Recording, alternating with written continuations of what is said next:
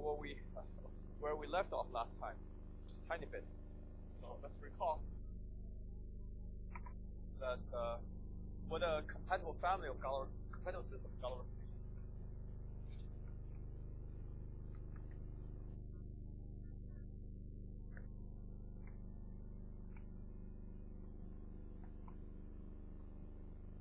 Okay. So let me just give a kind of a oversimplified definition. We already give the long definition. Let me just quickly recall what's in there. So let's say L is a number field, and rho lambda is a system of Galois replications labeled by primes of L. This is continuous semi-simple representations. We say that this is weakly compatible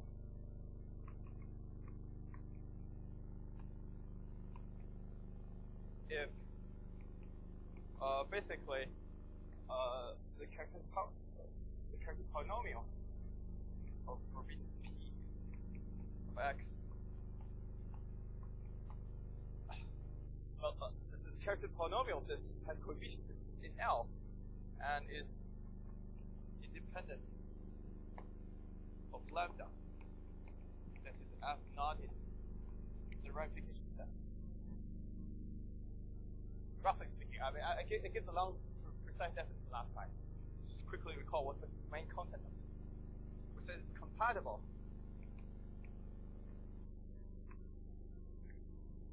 if somehow the Hurkay weights of rho lambda restricted to I guess restricted Galois group of QP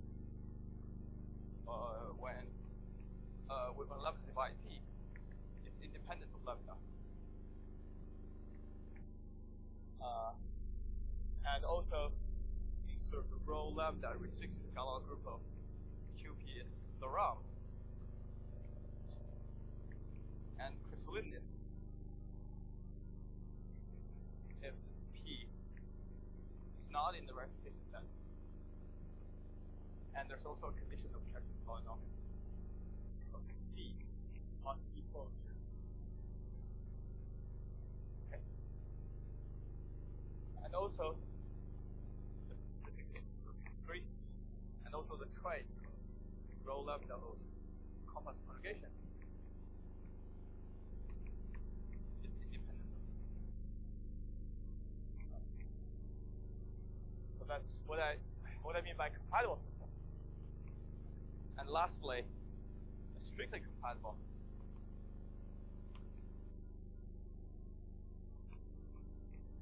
means basically that weight delete representation is rho lambda to any Galois group is independent of lambda. Associated forbidden semi-simple weight delete representation associated to such a Galois representation is independent of this lambda.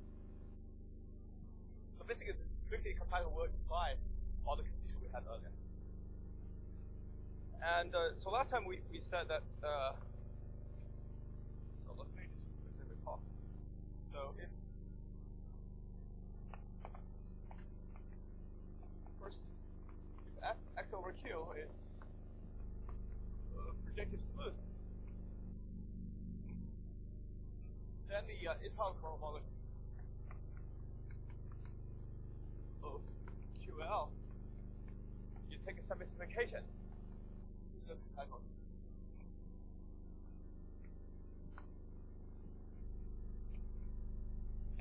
In the sort of the middle version, and if x over q is an abelian variety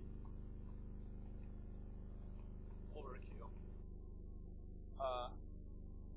then the H1. But basically, H1 will govern all the higher cohomology. It's a strictly compatible.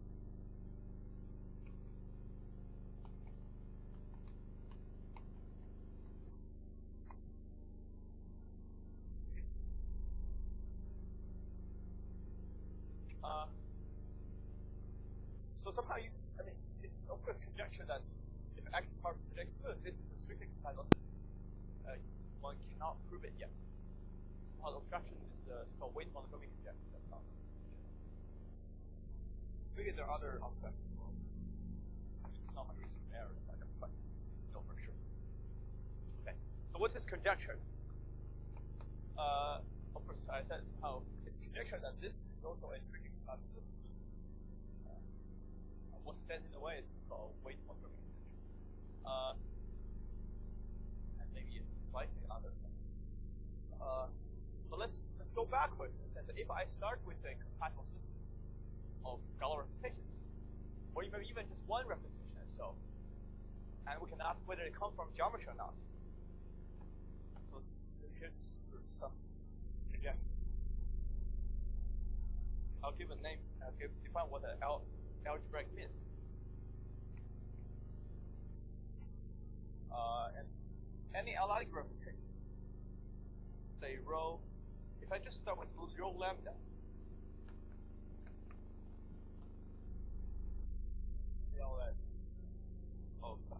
L lambda bar, maybe just QL bar. Okay, this is a part of a strictly compatible system.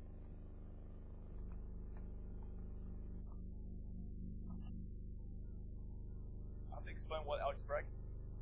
And of course, not every analytic representation of Gauss comes in that way. So strictly compatible system.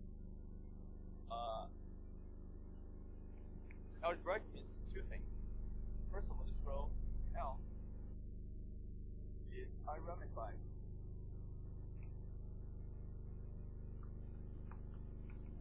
outside a finite place.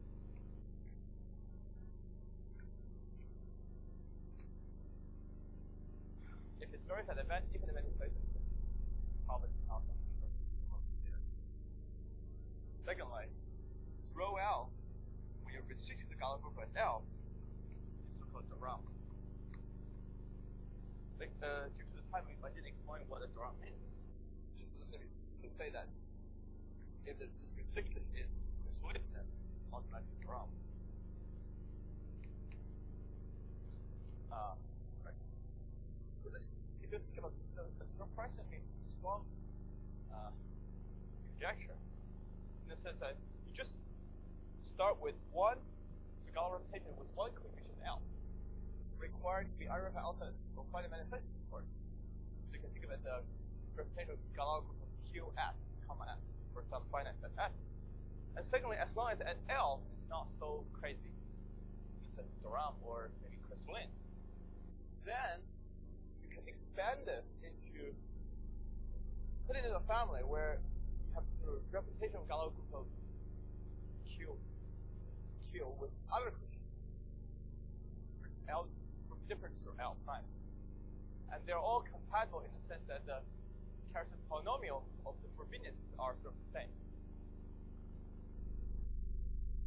And I think that's very, before asking, whether you can find other sort of L prime addict representations, just by itself, so that if it has a chance to be put into family, for this rho L representation, the characteristic polynomial of the coefficient will live in some number field. But right now, I just give a algebraic representation as so. No control over the characteristic polynomial of the Frobenius action, which belongs to QL bar. So why does it have to belong to a number field? That's not known. So this is a very, very strong hypothesis, strong conjecture. Just knowing that it's iramified outside of finite many places and it's the round mechanism, just characteristic QL. That's enough to guarantee that. So it's a very strong rigidity of such possible structure. So this is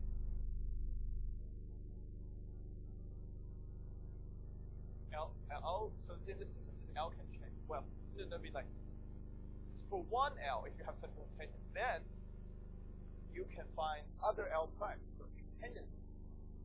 That's have a width of number field. What about for some L? For some number? Not part of for some L. That's but then afterwards L, well, L lambda bar. So it's like inside the L QL bar, you find number L QL bar. Right. That would determine one place, but other places requires change. I mean, or maybe put another way, so suppose that this representation does come from some intelligible volume. Then you can have some change. In fact, this is what there are many ways to trace such conjectures. Secondly, is that whenever you have a weakly compatible system, then the system is automatically strictly compatible. Or the weakest will imply the strongest. So namely, there's no such thing that only works for the weakest condition, but not for the stronger one. It will never happen.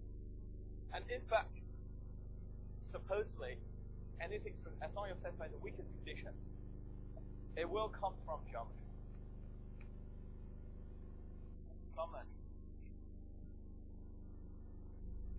of the geometric quality.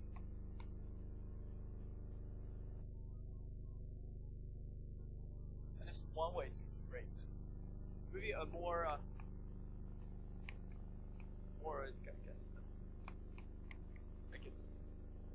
more famous neighbor that we call later conjecture. It's just every algebraic group. So basically, you can say it's combining 1 and 2. Every algebraic L-logic representation comes from geometry.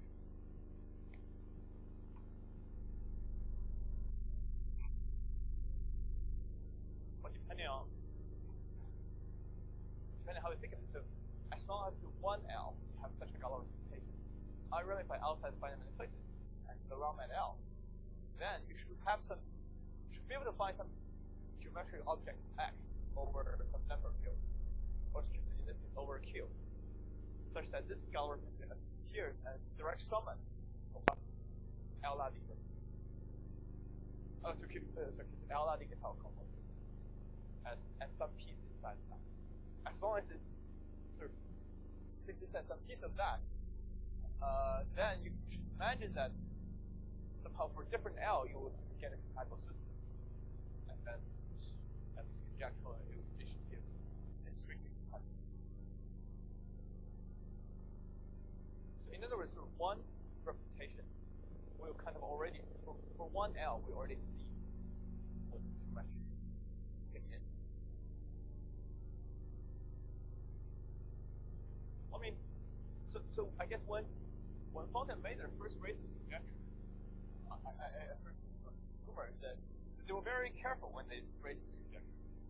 Somehow, at some point, they were not sure that such a. I mean, this conjecture is very strong. So they were not sure that such a conjecture is reasonable. But somehow, I guess they did a lot of sort of examples, kind of finally believe that such a conjecture seems to be reasonable. Remember, is to provide some evidence for this. So going back to our deformation questions. So let's go back to the definition. Emerged. In number theory, you need some sort of philosophy. So by this conjecture, somehow any algebraic L-logic representation should come from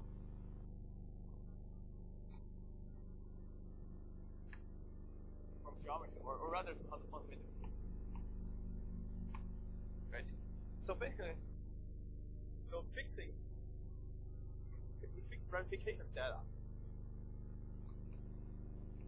this ramification set S, and let's say we fix Hall-Tate weights.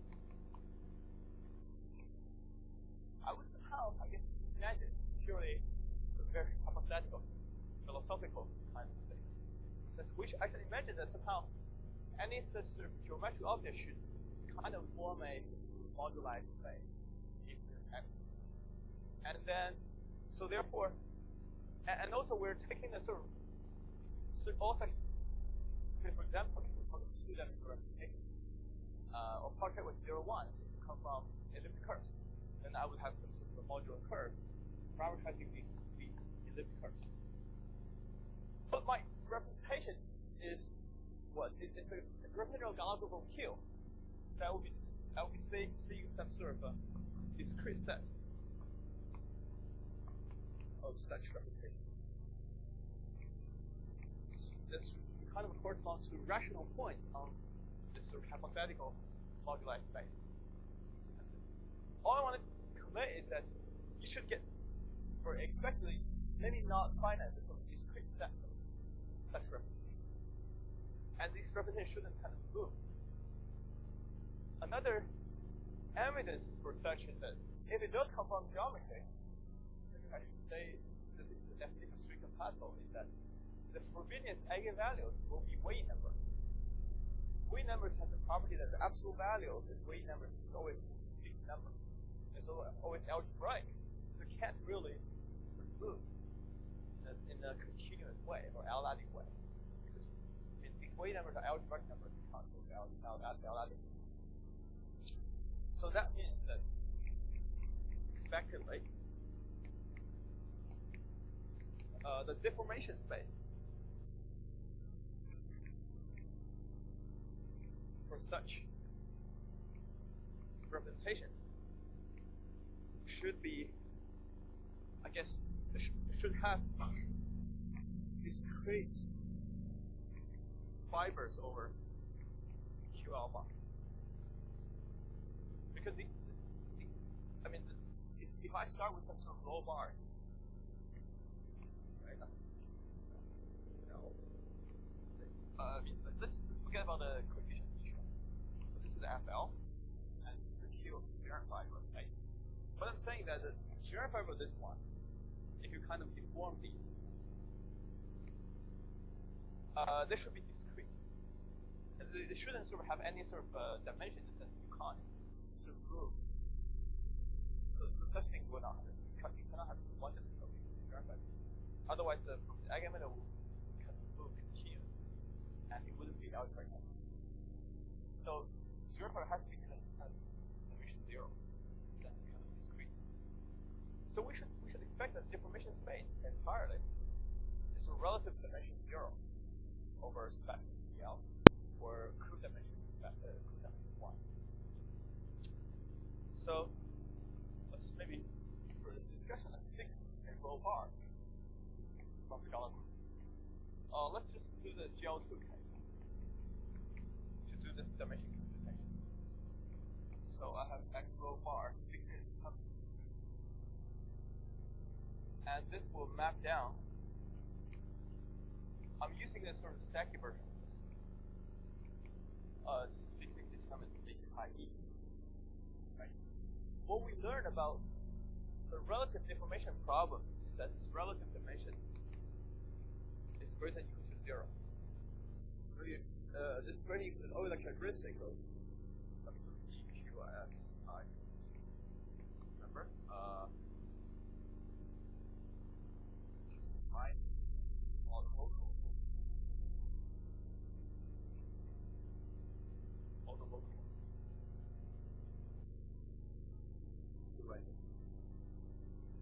And this is equal to 0 by Euler characteristic formula. This global deformation ring should look like this. It has relative dimension greater than 0 over this local one. Where this local deformation ring, this has what dimension? It will have dimensions somehow 0. Remember, I'm talking about what's called stacky dimensions. So as sort of the actual frame deformation dimension minus the number of variables. This dimension is considered 0 if at b not dividing L-logic representation and infinity. And at infinity and L are different. So at V equals L, the local deformation ring is three-dimensional. Basically, the Euler characteristic of this algorithm. Again, right? Minus. Let me rewrite this. So this dimension is always negative of Euler characteristic of I. 0 if V is not L infinity. It's 3 if V equals L. And at infinity, there are two possibilities. And so if V equals infinity, there are two possibilities. If the determinant of the complex conjugation is 1 or negative 1. Remember we did this calculation. If the determinant is 1, then this dimension is negative 3. Dimension negative 1 is the information is negative 1. By this I mean that if the determinant of the complex conjugation is 1, basically rho bar of this complex conjugation is scalar matrix or minus scalar matrix. Minus 1. Where you deform if this complex conjugation has order 2, you can only deform trivial representation, or complex conjugation goes to negative 1. So there's only one deformation. But you have to minus the number of framing variables, minus 3. Whereas if the determinant of the complex conjugation is negative 1, you have two eigenvalues, 1, negative 1. So when you deform, you can deform where the eigenvalue lies. So you have two different deformations. And minus framing variable, you have 3, so that's negative 1. So that's basically what the dimension of this one is. You sum these out.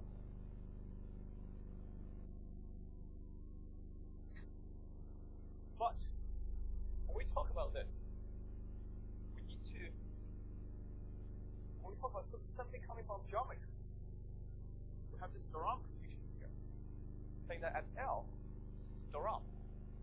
So at other places, let's just not putting anything. So we just not do like that. We're not. It's the same thing, right?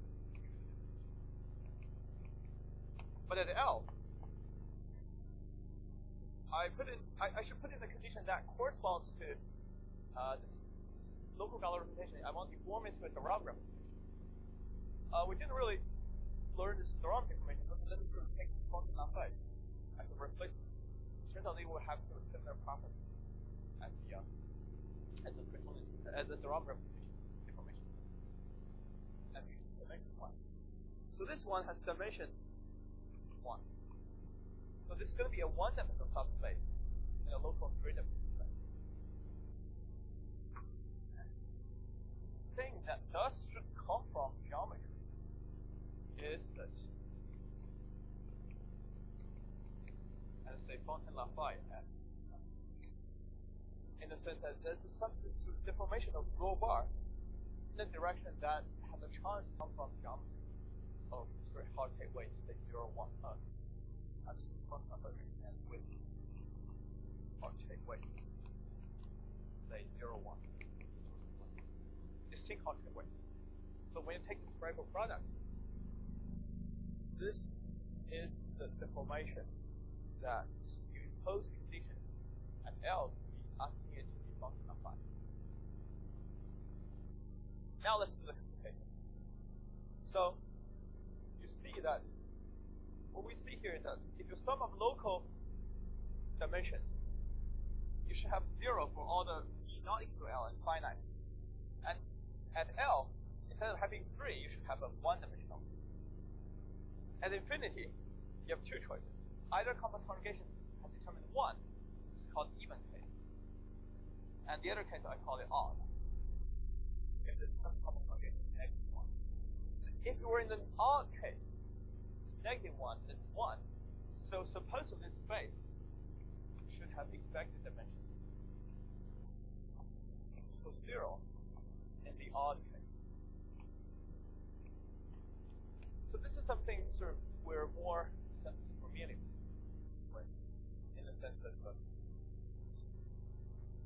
somehow in the geometric setup, we're supposed to get some sort of discrete set in the generic fiber, and therefore the whole space relative to the spec of Z is of relative dimension 0. Finite relative dimension. But on the other hand, if the determinant of the complex conjugation is 1, you see that the expected dimension of this one is like -2. So that means basically represents that such representation could be very rare. So that -2 is not. The weighted noise is not quite color. It's very close to color. So you should kind of expect that very few sort of QL coefficient representations, which is sort of where the complex conjugation is either scalar or negative scalar. So I don't know how. I guess that's all I want to say about this dimension numerics, in the sense that so the global deformation ring tends to have the same dimension as the sum of the sum of the dimension of local deformation rings. And if you put in the correct local condition, the local deformation ring and the dimension of that will add up to 0. And that means basically the corresponding global deformation ring will be of relative dimension 0 to the base. And that corresponds to something that. But so while I prepare for this lecture, I'm very curious about one thing. I don't know what that is. Maybe I'll just share it with you.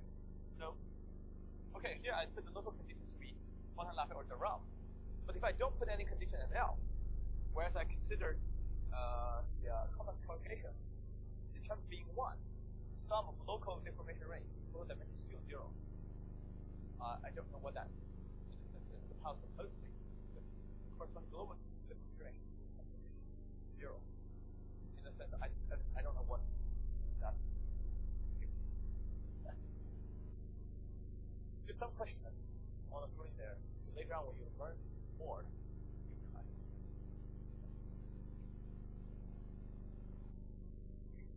we get the feel of what that is. Maybe you can later on when you learn more, you can think about what's my question. Somehow you don't require the Durand at L, but on the other hand also don't require to be odd.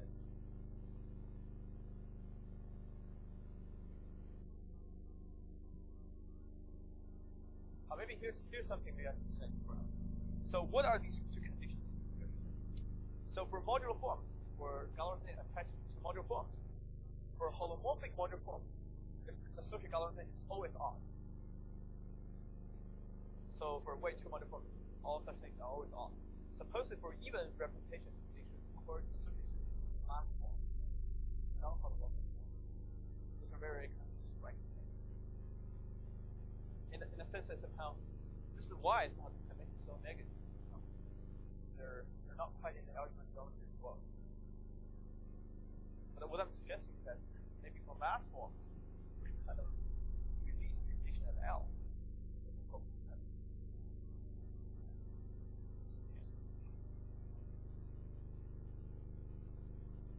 So quite philosophical statements and such.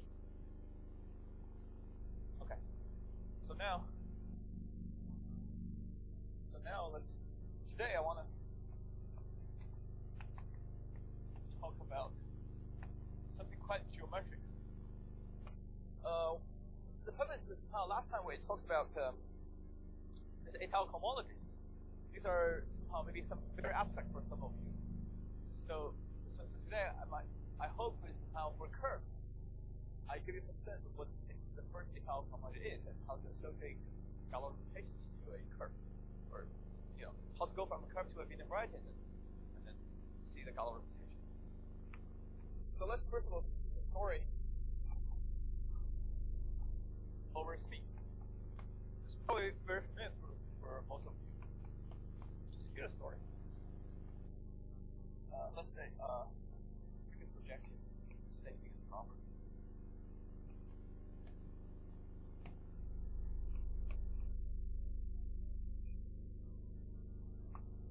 So let's start with a projected smooth curve of C. I'll be mixing up sort of analytic theory and algebraic theory.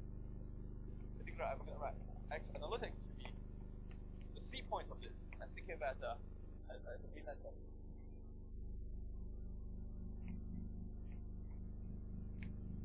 And I'll write so in this case, the global section of the differential sheaf is G-dimensional over C. That's what genus means. I mean, one way to see the genus. And I guess one visualize it. So I consider a pairing.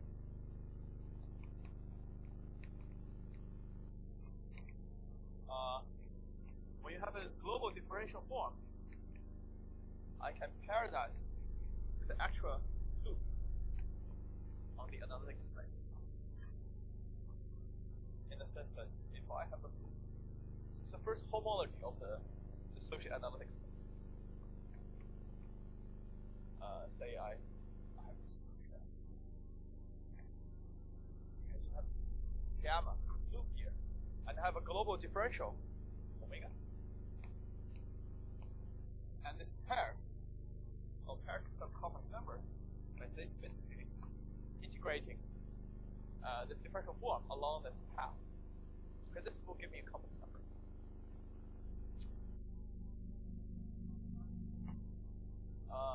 So dualizing it, that means that each loop, gamma, will give the functional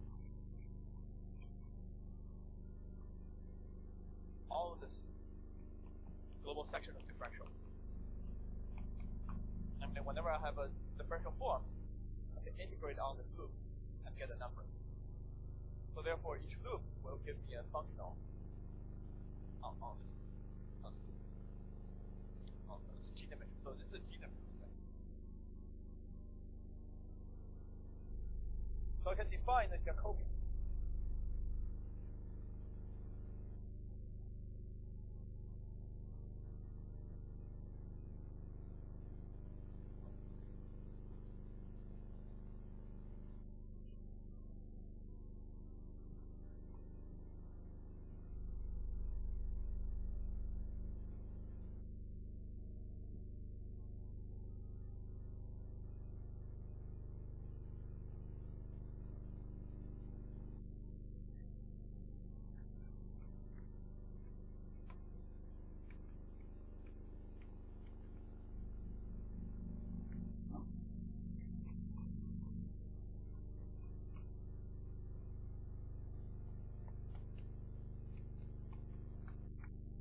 So I have the space of all the functionals on this G-dimensional compact vector space. I quotient now by this lattice. So roughly speaking, what we see is that the G-dimensional space quotient out by lattice, which is d2 2g. But this value of d2 2g inside of this G-dimensional compact space is not very straight up. That's a weird direction. Okay? So for our purpose, this is a compact torus. Because I can think of the C to G as R to 2G as well. And in fact, that is right.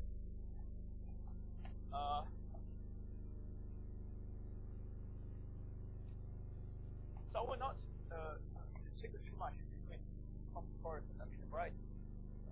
For our purpose, it's not that important. Yes. And this Jacobian has a following property.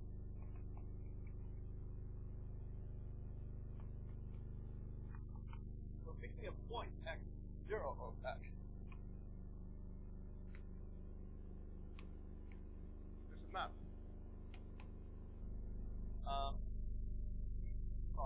If I fix any x0, there's a map to be analytically defined from this to the Jacobian.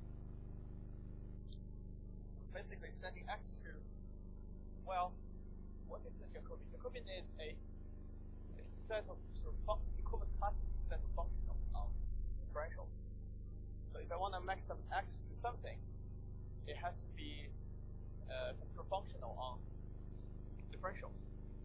So this will send omega to integration from the fixed point x0 to x of differential form. Okay.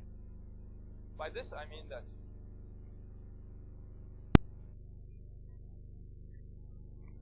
let's start with some x0 and get my point x. I want to fix a path from x to 0 to x. And I integrate along this path. And of course, but there's a problem of choosing the path. I might just choose a different path.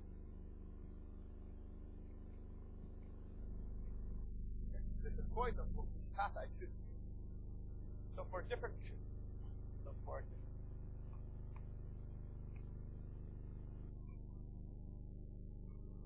the path, I get so the end result is differed by some element in the first homology of this element. So because you can combine its path, will give you a kind of a closed loop if you find the first homology.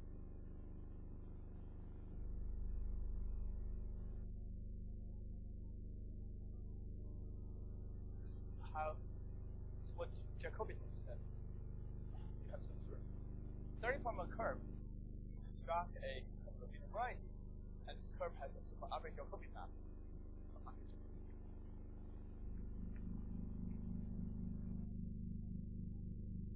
From this curve into this Jacobi.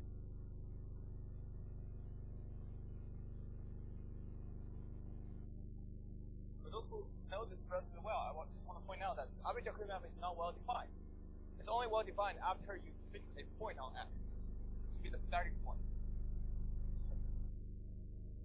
Sometimes we'll have to do about that.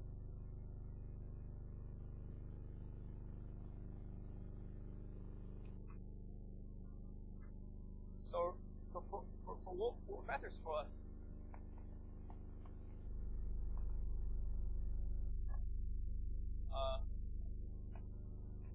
I want to understand, for example, functorially, if I have a finite flat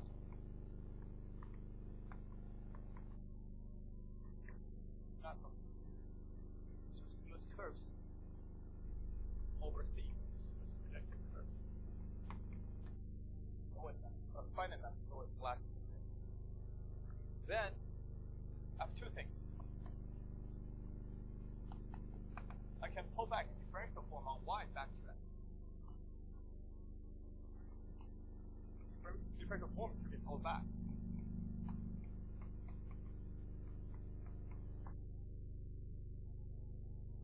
And of course, say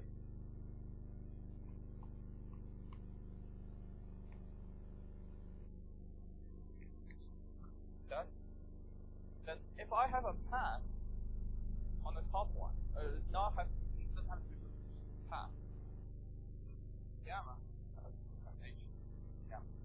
That's the path down here. Then automatically, if I integrate on gamma through h, pull back of the differential form. Same thing as integrating downstairs of the differential form. So, because of the property, I get so this is y. Pull back differential forms up to x. Now I can dualize this pullback and get a, now I'm going to call h lower star, from h of x omega x1 dual to h0 of y dual. But then, because of this property that you're pairing with this path, is compatible after you pull back. So it will stand the path is as functional enough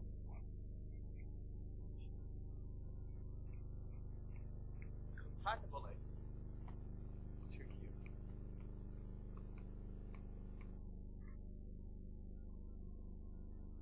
Namely, if you have some closed loop down here, and when it's sent it over, it will be precisely except that if you have some sort of loop upstairs,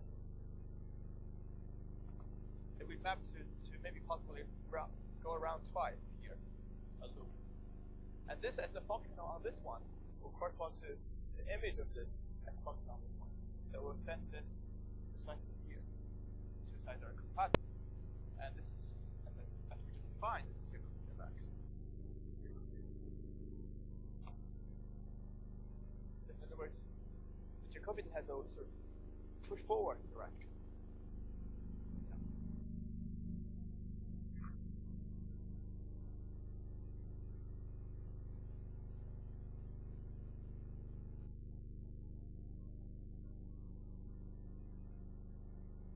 This also has a backward direction. It's a little bit, there are two ways to think of it.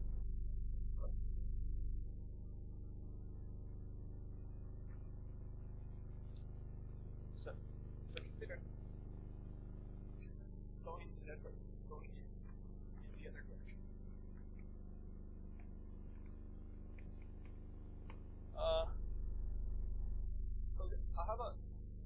So there's a natural pullback, but now I can also take what's called trace. I can trace down a differential form. I think this only works for curves. I mean, in general, I'm not confident. For curves, though, it helps. Okay, so I have some differential forms. I want to describe what it looks like downstairs.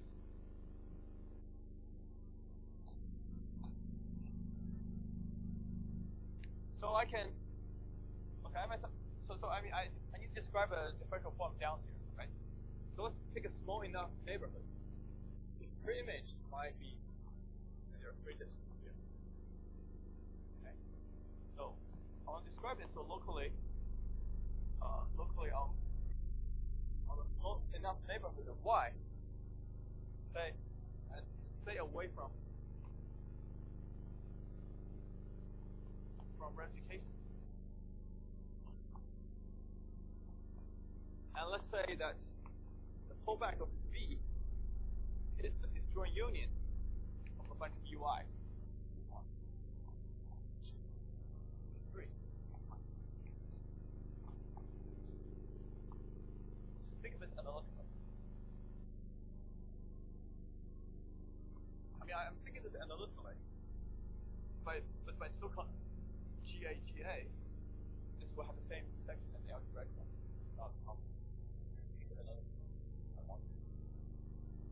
I have whatever b falling back to these sections, and then I can define basically twice h omega section at b is just basically sum of I from 1 to n 1 second root of h of h inverse. Basically, we're switching each of ui mapping isomorphic to these v's. So I can simply sum up these different forms upstairs and take the sum.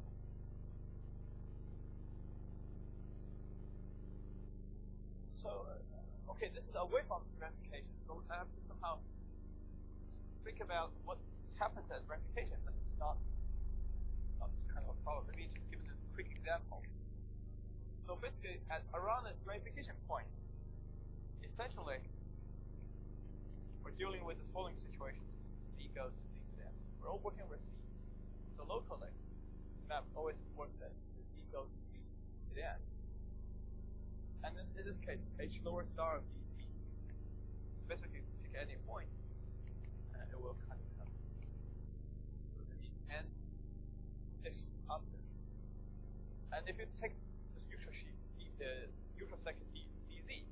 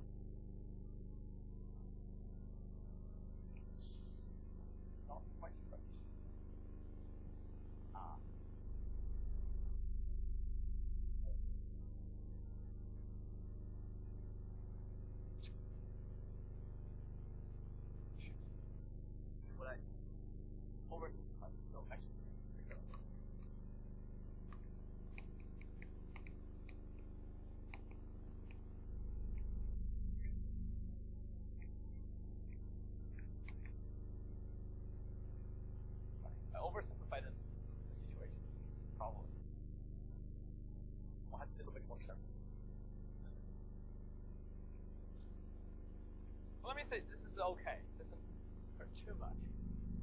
So there's another way to define trace. Sorry. When I prepared it, I skipped over. Okay. So this trace. It's a remark. It's also another way to think this is dual to.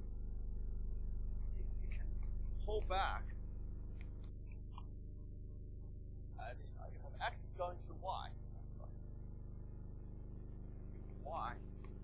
So you can pull back h1. Homology. Right? And then by their duality.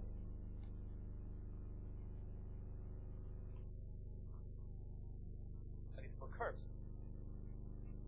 So this is dual to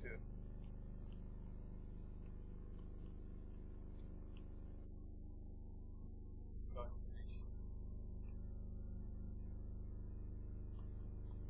And then dualize back.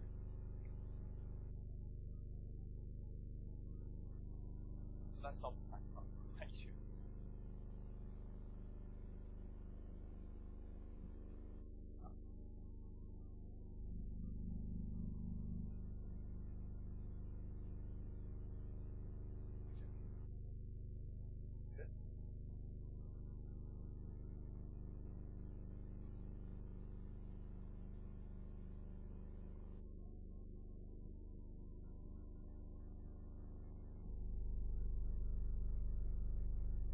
Now we're going to do a similar thing here.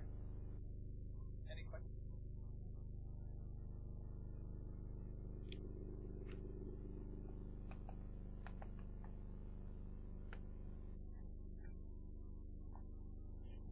If I have a loop gamma on y, so downstairs.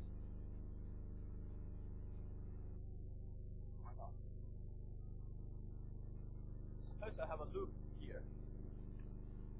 I take the pre-image of this loop. It will be possibly. It's possible that you have two loops. I mean, it's some. Okay, so I have H inverse. Yeah, up here. Because how I define these explicit description of what this trace of differentials here.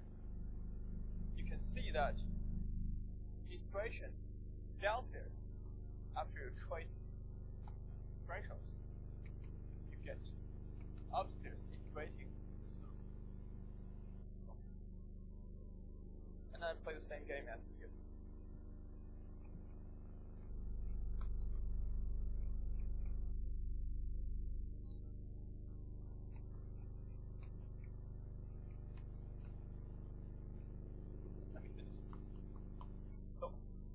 I have the trace map from differential when x down to y.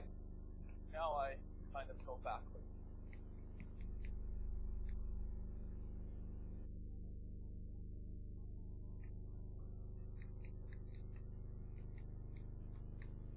And this is sort of Jacobian.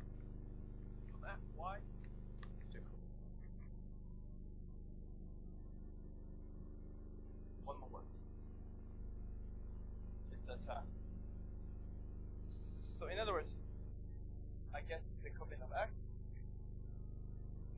y. I can either push down or I can pull back. One of the things I know is that if think about it, if I start with something in y, I pull it back, differential form, pull it back and push down. The differential form got multiplied by n, degree of h. So that means that if I start with something in Jacobian of x, so I first push down. Go back. Okay, real. I'll enter. Sorry, start with y. Start with y. Go this way. Okay. Hey Mark. I want to make about these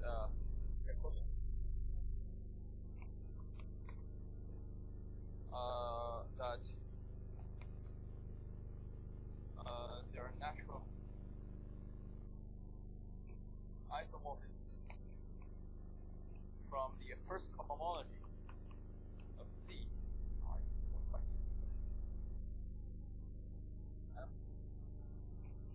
I don't need it. It's true. Yeah, the first cohomology of this curve is the same thing as first cohomology of the Jacobian.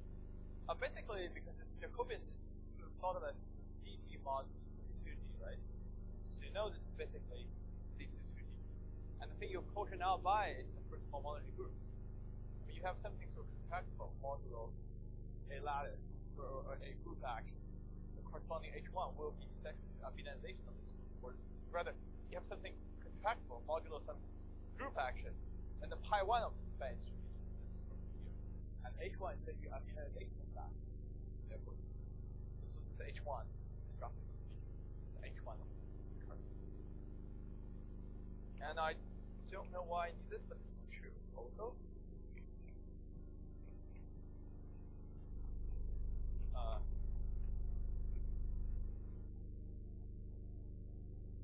So these Jacobians will have the same.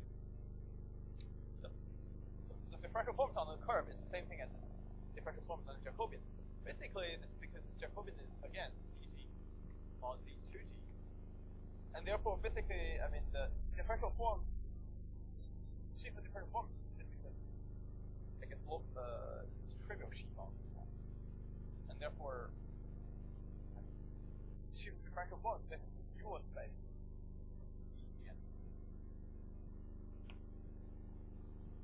I guess all I want to convey with these two is that for many geometric properties, if you want to understand sort of H1, X, this is also some sort of H1. It's part of the H1 theorem. You can read it off from the Jacobian. But Jacobian has a good property that we'll see later. This is actually a group structure. I guess you already knew. It's a group BCG modular. And so this has a group structure. And also a good structure.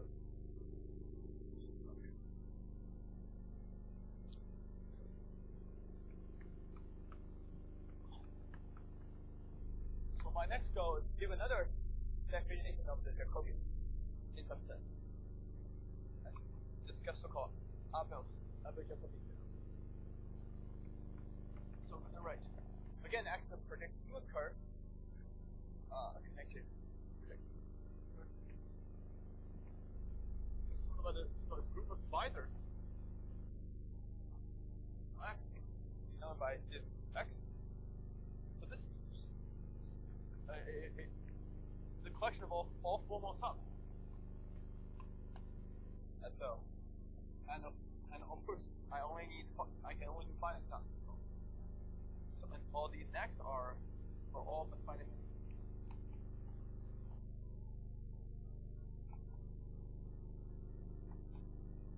And all the annexes are integers. Just a bunch of formal sums of one.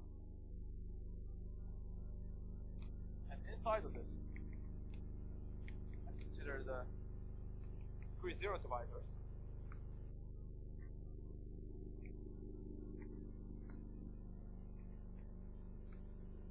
Of X. In other words, this is all the sums of X. Sum.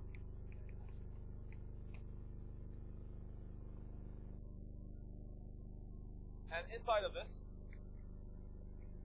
there's so-called principal divisors, which is all the delta divisors. This delta equals div v of X. This is basically zeros of minus most of F.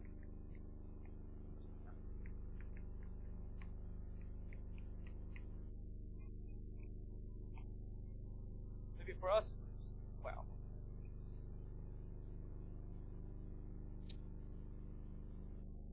for some algebra, but F which is not constant on X. So I remove all this. Well, I guess constant is okay.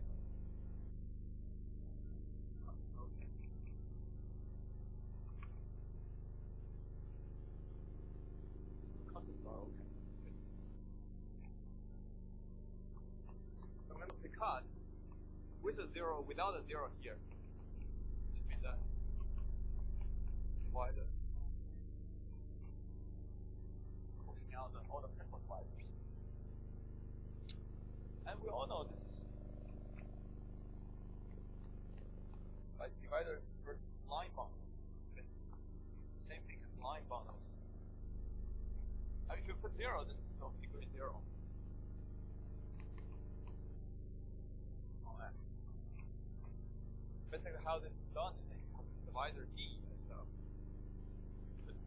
Consider O X. And conversely, the line bundle L.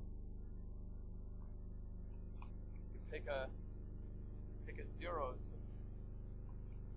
If you pick a section as so maybe it's a meromorphic or like meromorphic rational section, and then you set it to zeros of S minus also.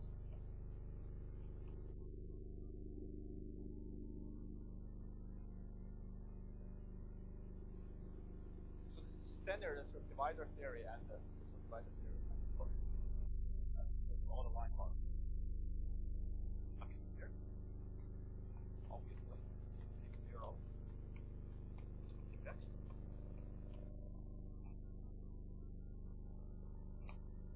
But if I have a line bundle, you can take the degree. Also, degree 0 things are taken. Coverage.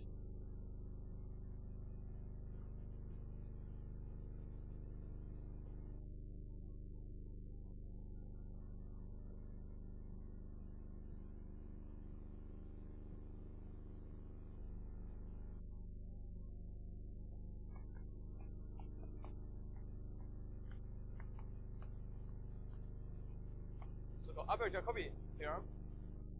There's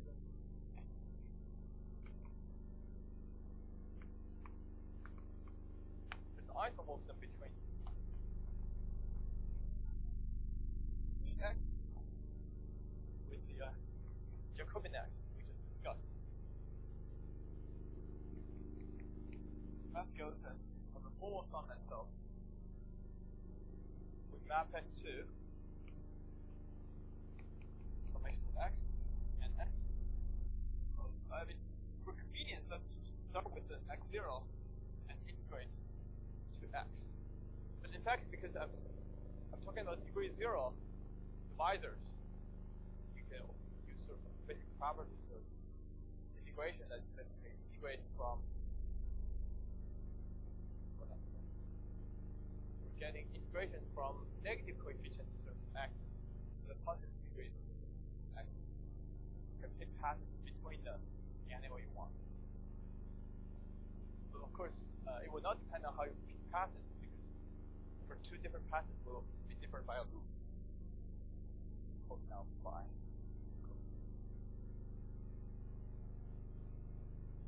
oh yeah, now let's first of all check that this is well fine.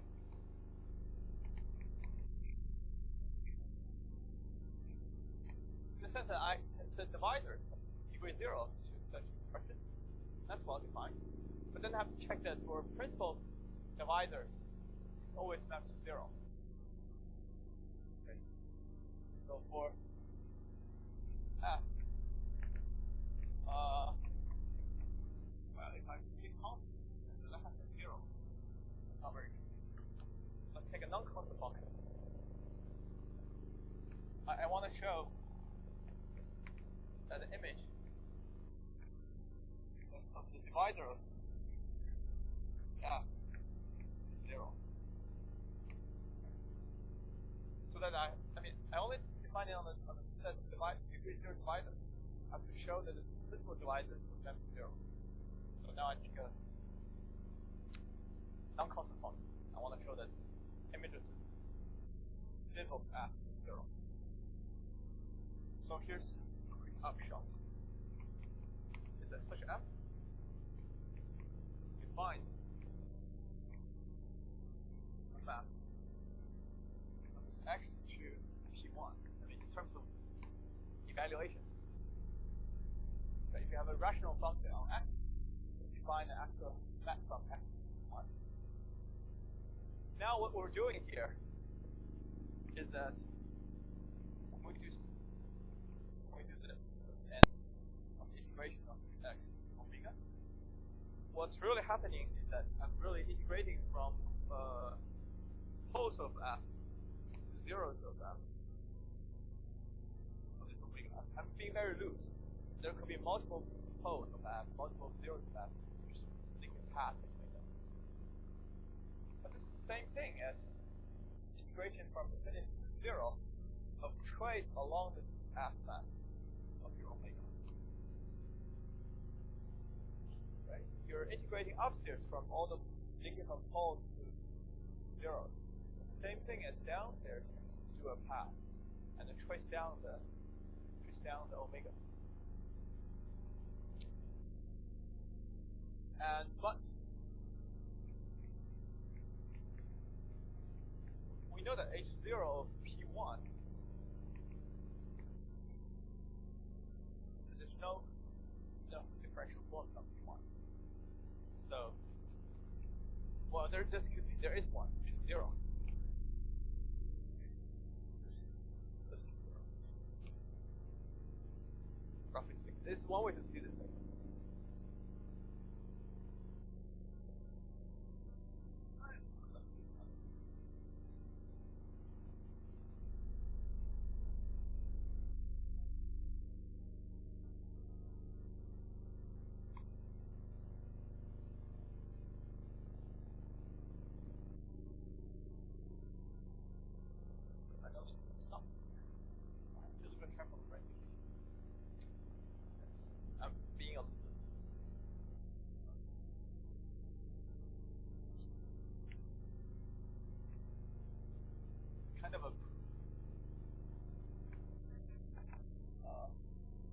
Give another sort of arbitrary copy map.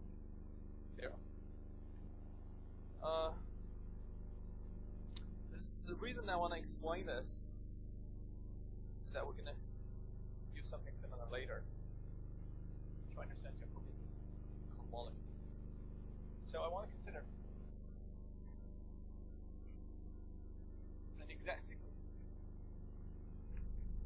in an elliptic topology. After all, I'm taking a locally constant sheet, and I take exponential 2 pi I times whatever.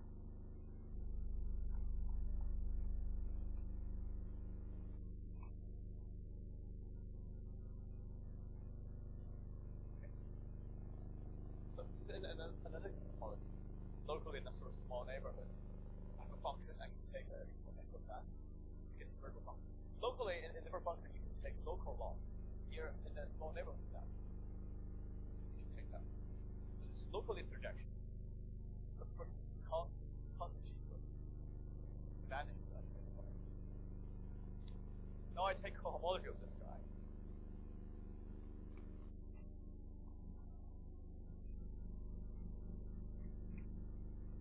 This.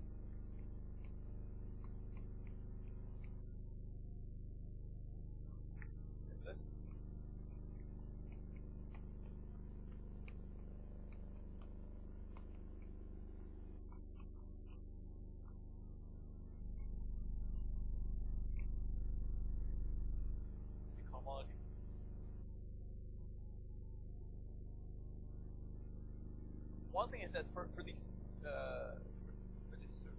complex actual topology, so this for the local constant sheet I, D, same thing as H1 of analytic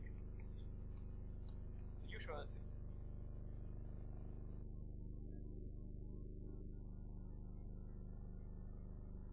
Depending how you think of this. Depending how you think of it. Somehow the same thing. Okay. But I want to think of it as Poincare duality. Because I want to think of this as homology.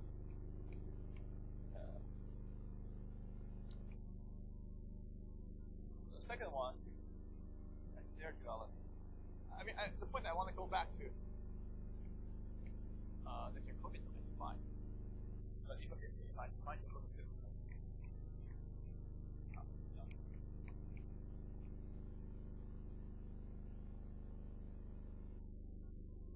and once again, I'm using GIGA that when you take some sort of coherent sheaves, or you can either do it in analytical topology or you can do it in algebraic one. Okay. And this one is because they're just X. Analytic. You know, for line bundle, same thing. This sort of analytic and algebraic are give the same line. And analytic line bundle is also on a projection space, also algebraic line. And this is the usual H2. And this is D. Going this from here, degree map.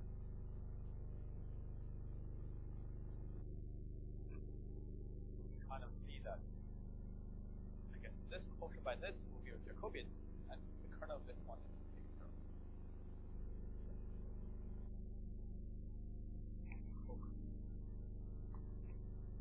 Jacobian.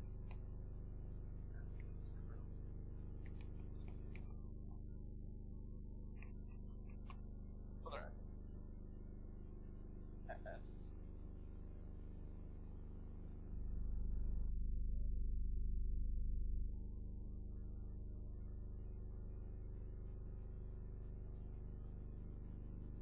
I would say this is a little bit. I mean, all these proofs are a little bit loose, not quite.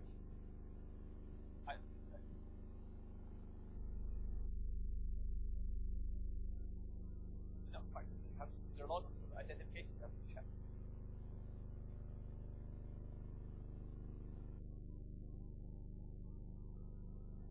Right. For exercise for you.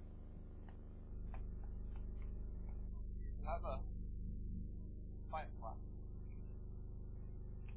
Or remember that you have H lower star, Jacobian of X, Y,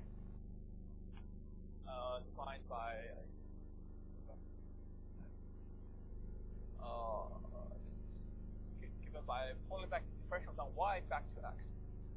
But we just identified pick X. Pick Y, right? And they can ask what this means. I mean, you know how it does on the differential, but what it means on the line bundle. That if you have a line bundle on X, you can define some sort of norm of the line bundle on Y. In the sense that if you have a open neighborhood of Y, the preimage will be, in other words,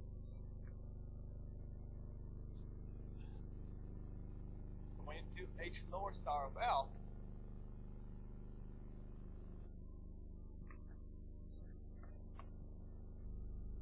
so this is locally free of rank N, and this is determined right? This is this, and this is with determinant functional. Or maybe just wedge N.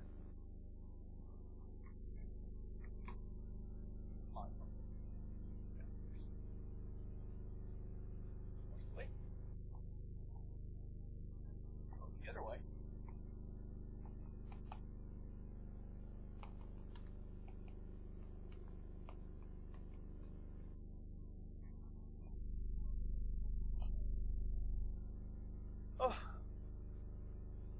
In this case, it's easy.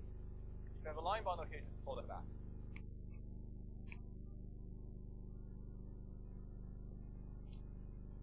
So in other words, somehow, I guess for a line bundle, it's relatively easy to see that somehow, if you have a line bundle downstairs on Y, you pull it back and norm it down, you get line bundle complete stuff n times. lot more like the what we talked about for a field extension, more map view.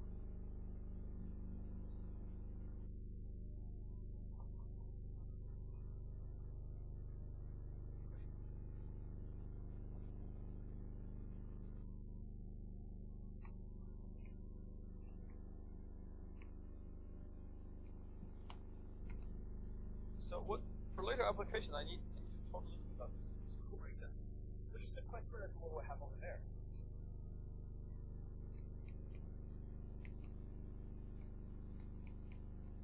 Let's do it in an analytical topology.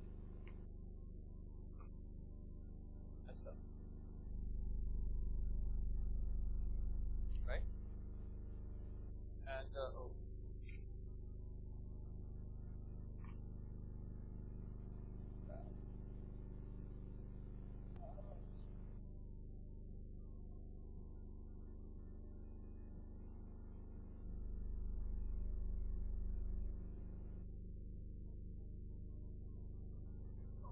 take cohomology. Once again, take cohomology. What do I get?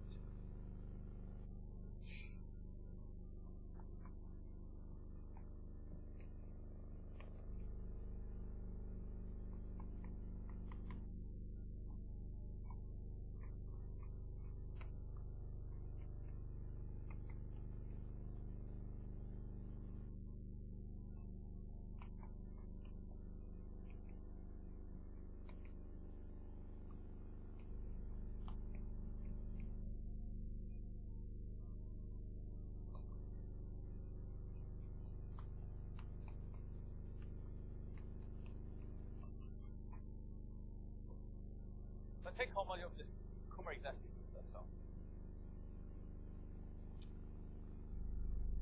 What do I get? Okay, this is the compact Riemann surface. Take all the invertible holomorphic functions on that. We know there's only constant. We know those two constants. And x goes to x to the n is a certain. Okay, so now the exact sequence now starts here. On the other hand, what is this? This is all the possible line bundles. Take x. This doesn't matter analytic or not. Take x.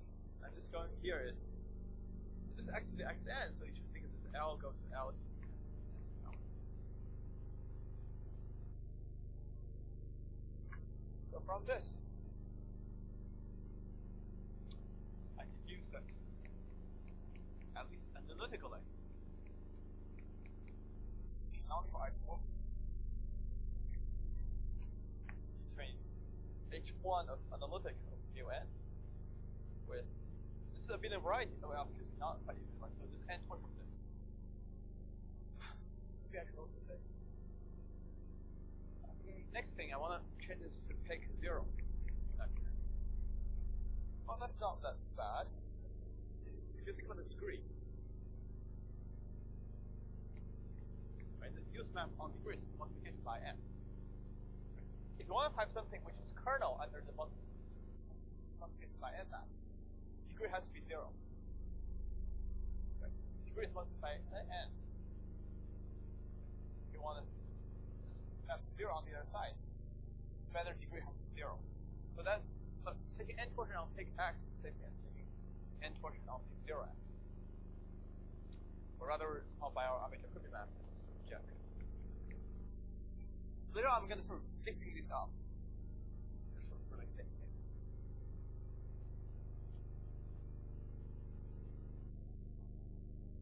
So the reason I do this is one more step. I can take inverse limit of really maybe n of instead of doing L to the n, now I do instead of doing n torsion, I'm doing L to the n. Oh, actually, because later on I'm right.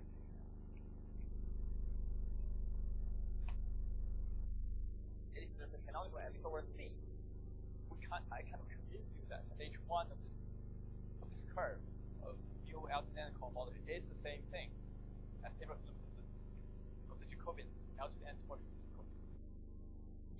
So later on, when we switch to algebraic theory, well, I think we really didn't introduce what Italian cohomology is. I'm going to ask you to convince me. I'm going to ask you to buy the argument that I can put an Italian cohomology here, and so again, it's an actual. And in fact, how we compute the Italian cohomology is precisely through this Kummer exact sequence. Instead of in the analytic homology, we do that in the Italian cohomology. And somehow the corresponding H1 is again Picard. And this is how one, first of all, show that the H1 Italian cohomology of mu n is basically how one computed this one. How one computed the Italian cohomology with coefficient mu n.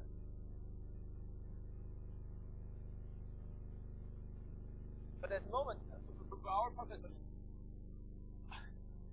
I can't, since the Italian cohomology is a big machine to talk about, so I'm going to ask you to take the fact that I do this for analytic topology, and we kind of convince ourselves that we just basically take this as a tau one, and then for algebraic ones, that's fine.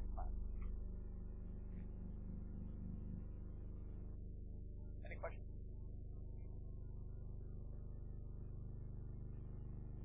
Okay. Whew.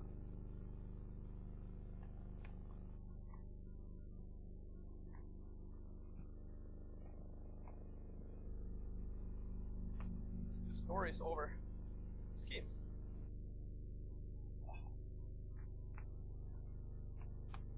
First things. Let's do a little bit more algebraic stuff. Unfortunately, the first thing we see is a little technical. So let S be a scheme.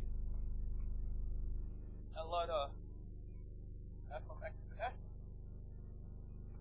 be a proper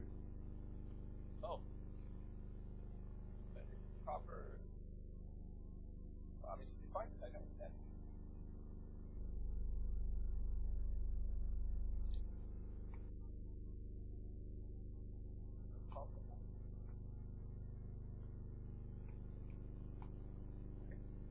So I want to consider following function. So let's look at Picard. I put a prime here. It's not quite Picard. So I want to consider all the schemes that are flat FPQs. Visible flat finally presented. So this goes to meeting groups.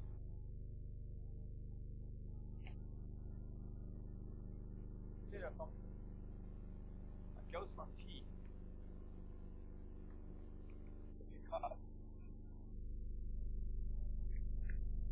this. So we talk about all the line bundles on X, but relative to S, that for every T going over S, because this is instead of all the line bundles, we can tensor them. This form of meeting group.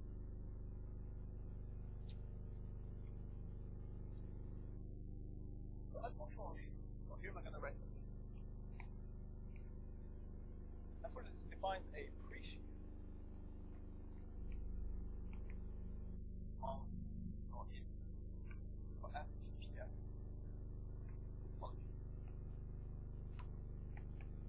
Let's not worry too much about this terminology. Finish the sentence out if you want.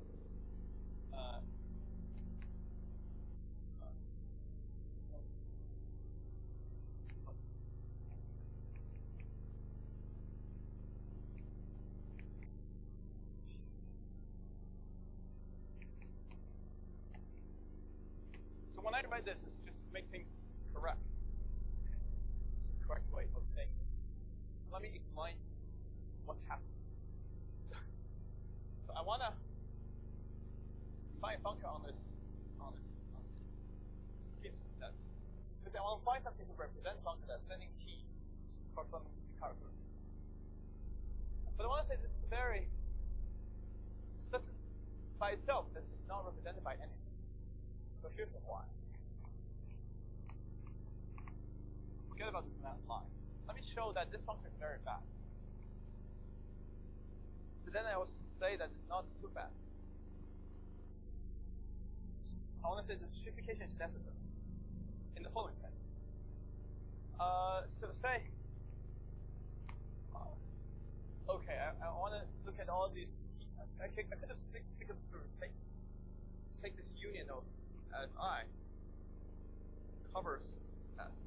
I take the open covers of S. Okay, it's very likely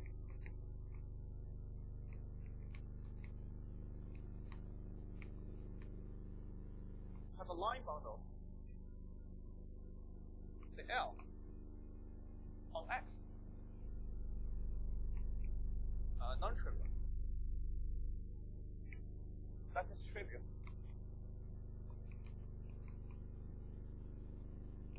On each, when you base change from S to SI. In fact, maybe you can just take X to be S. Okay, it's very likely on a space S, right? You have a non-trivial line bundle which is locally trivial. Sounds like a definition line.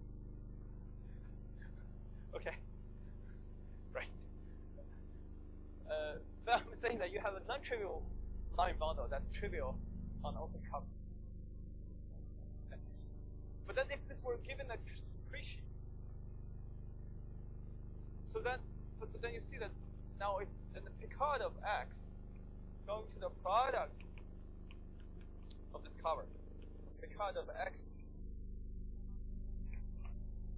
So you have your line bundle here, which maps something trivial when base change from S to SI. But this L we said is not trivial. So what I mean is that this is not injective. In other words, this so as a sheaf on all possible, right? Sigma is the Zariski sheaf on S. It's not a sheaf. Because if it were a sheaf, then this should be injective. You know, section on something on S, injective to section on all the open covers, front of all the open covers. But I can have something which is trivial on open covers, but not trivial globally. But it says it's not a sheaf anywhere. So we have to do some sort of sheafification to make it right. The correct terminology is that we do it in the fifth flat finite percent stretch. So fifth flat. My correction is carbon. Huh?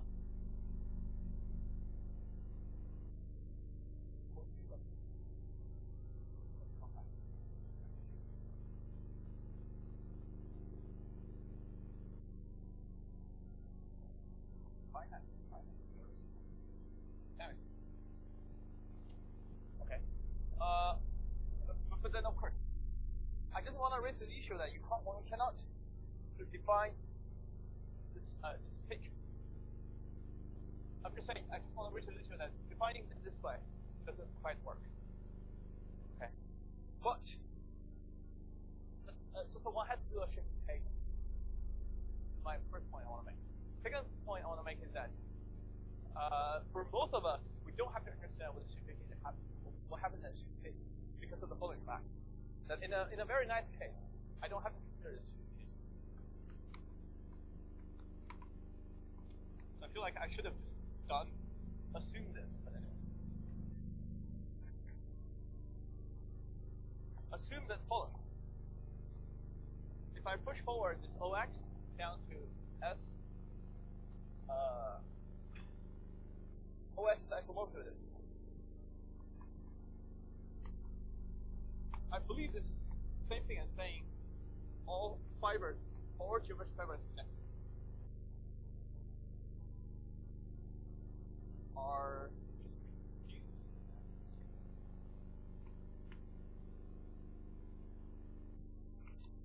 Wait.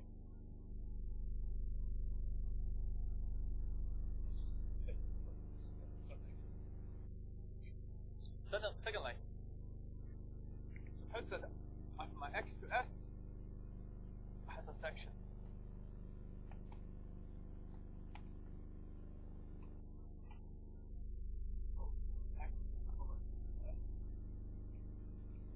I can find a section. Under these two hypotheses,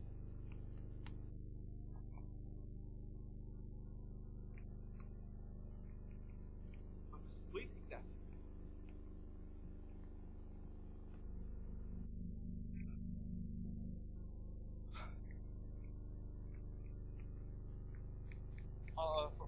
For any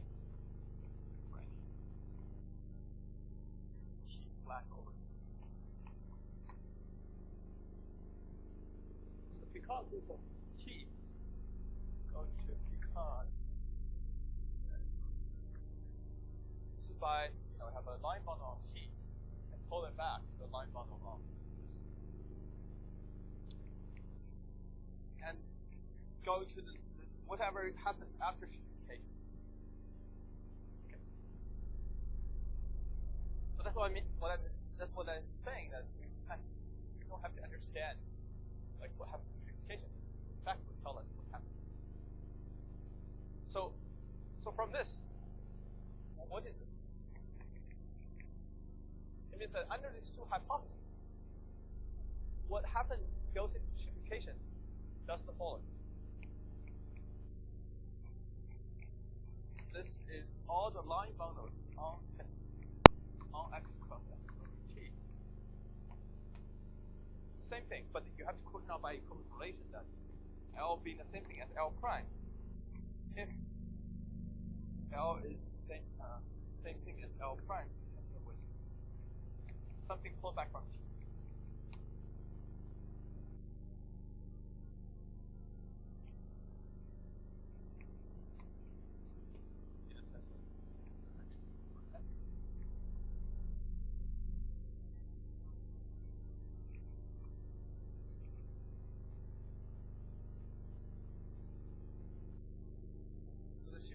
Process is the following factor. Instead of taking all the possible Picard group in here, you quotient that by equivalence relation that two line bundles are the same.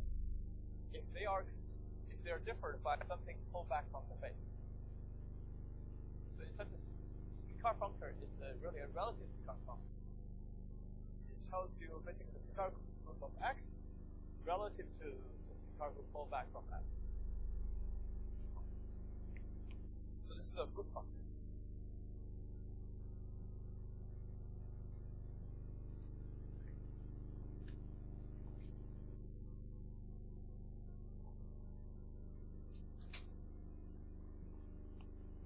One more definition. So I'm going to degree 0 part of this. No. Not that. This is annoying when we write this. I mean, in general, we don't have to assume evidence.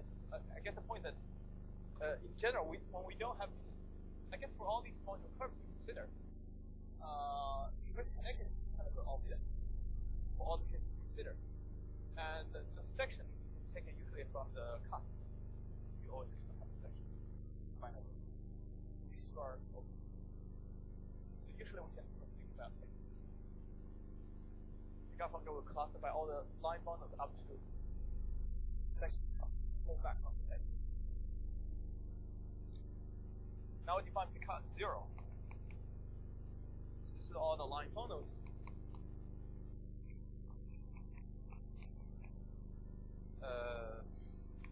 Such that over each geometric point, T bar of T, L restricted to the T bar, is degree 0 on each irreducible component.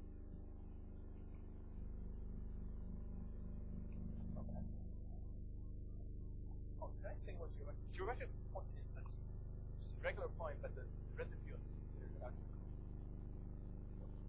So it's like the close point of just point of geometric point is something from the algebra closure of the field.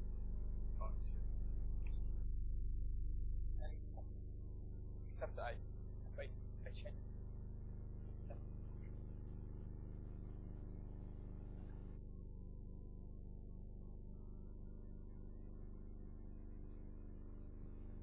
Cut 0 now.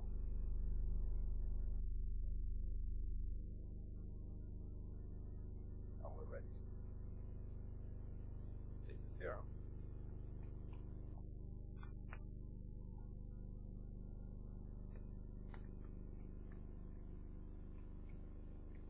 We'll have a proper smooth.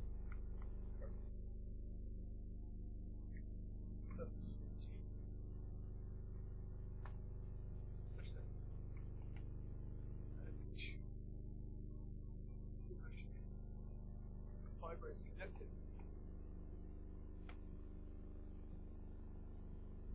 First of all, it's represented by a beta scheme.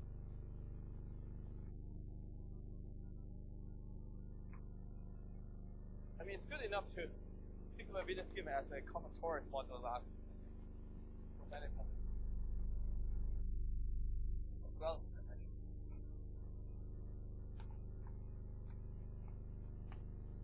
G. I don't know why I did it right now. Let's state it here, just in case. It's a natural isomorphism. J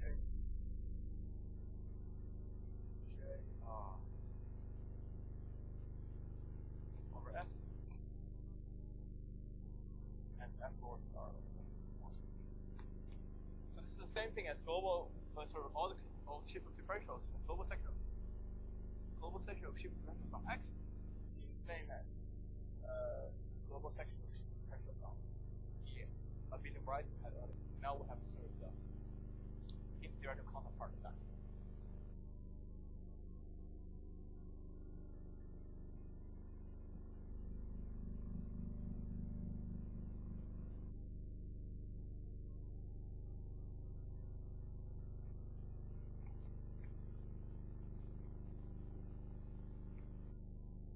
If it asks vector C, get back to our earlier discussion on PXS. Actually, vector C is hard earlier.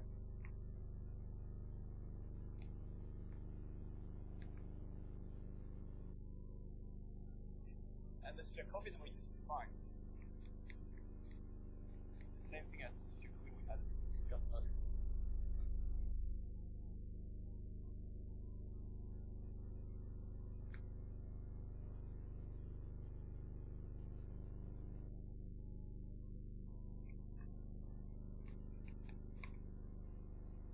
Now, we can talk about functionality as before. Of a finite flat morphism.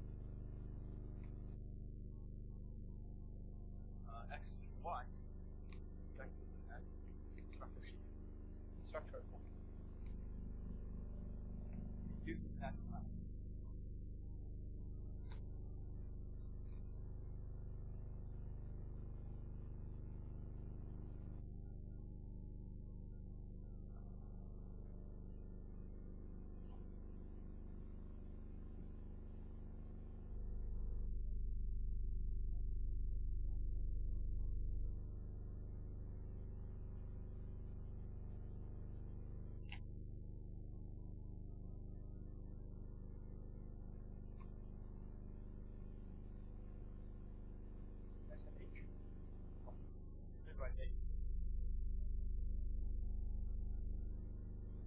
So if I have like an H lower star, and it's on a proportion H star.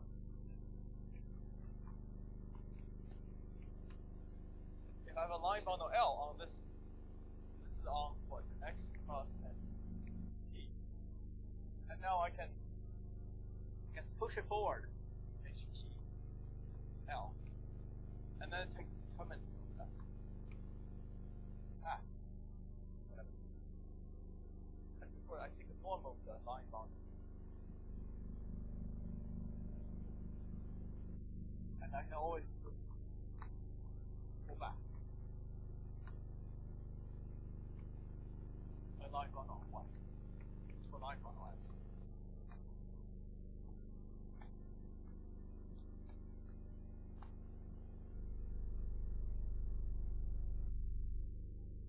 Whenever you have a morphic along free shapes, of the sheaves, and then if those sheaves are representable, you can get a natural morphism on the space that's representing them. So I get h star. Jacobian of x is Jacobian of ys, and h of star ys.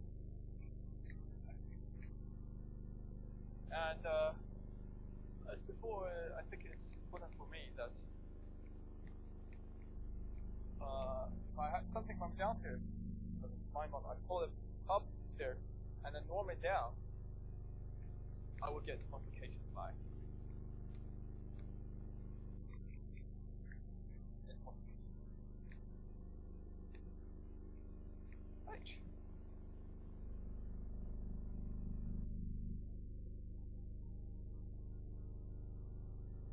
I guess from this you can see that the kernel of this H upper star is always finite. This composition to itself is a finite kernel.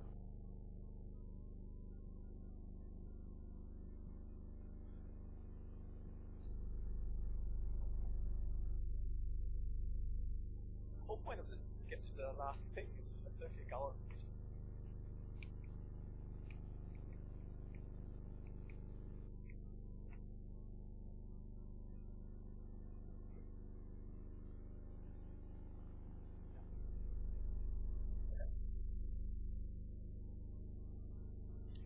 Now let's take x to be a proper smooth geometric activity.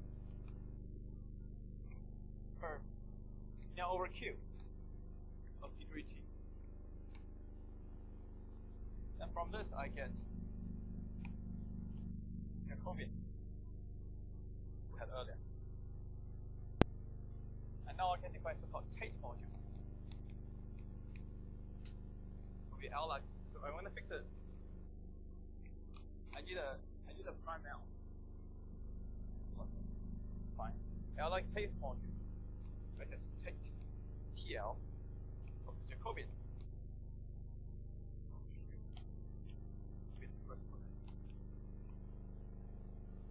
Of the Jacobian, because this thing carries a natural abelian group structure, so I can talk about the L to N.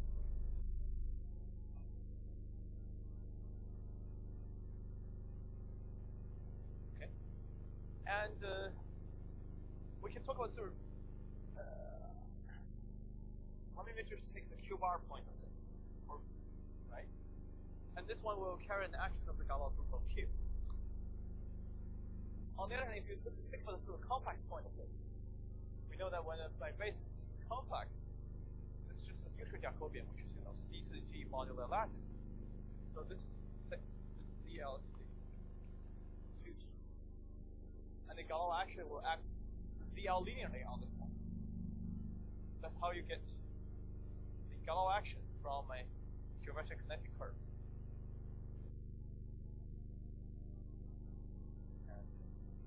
Okay, I'll stop here and continue next Monday.